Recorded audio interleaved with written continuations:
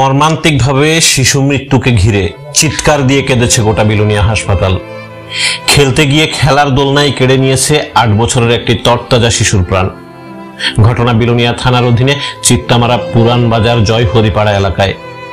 শিশুটির পিতা রতন রুদ্রপাল চিত্তামারা পুরান বাজারের একজন সুপরিচিত মাংস ব্যবসায়ী, যে কিনা অধিকাংশ সময়ে অসহায় মানুষকে সহযোগিতার হাত বাড়িয়ে দেয় বলে এলাকাবাসীদের অভিমত রয়েছে। অথচ আজকে নিজের ছোট ছেলেকে অকালে হারিয়ে নিজেই অসহায়। মৃত শিশুটির নাম সত্যজিৎ রুদ্রপাল। দুষ্টুমি করছিল সবার সাথে, দেখছিল জেঠুর মোবাইল। খেলা ছলে হঠাৎ চলে যায় বাড়ির গাছে প্লাস্টিকের দড়িতে বাঁধা দোলনার কাছে।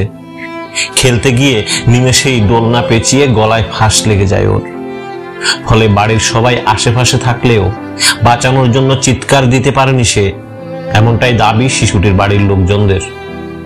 বাড়ির লোকজনদের কাছ থেকে জানা যায়, ছোট্ট শিশু সত্যজিৎ মৃত্যুর কিছুক্ষণ আগেও জেঠুর সাথে বসে মোবাইল দেখছিল। মোবাইল দেখার পর বিপত্তি বাধে দোলনা চড়তে গিয়ে।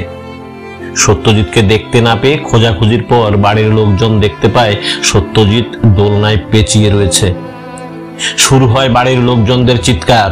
চিৎকার শুনে ছুটে আসে আশেপাশের লোকজন। পেঁচানো অবস্থায় দোলনা থেকে সত্যজিৎকে উদ্ধার করে নিয়ে আসা হয় বিলোনিয়া মহকুমা হাসপাতালে।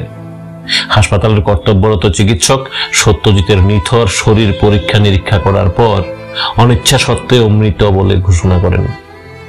এই দুর্ভাগ্যজনক মৃত্যুকে মেনে নিতে পারছিল না কেউই। চোখের জলে ঝাপসা হয়ে আসছিল সব। এলাকা এবং বাড়ির লোকজনদের বুক ভরা আর্তনাদে কাঁপছিল গোটা হাসপাতাল।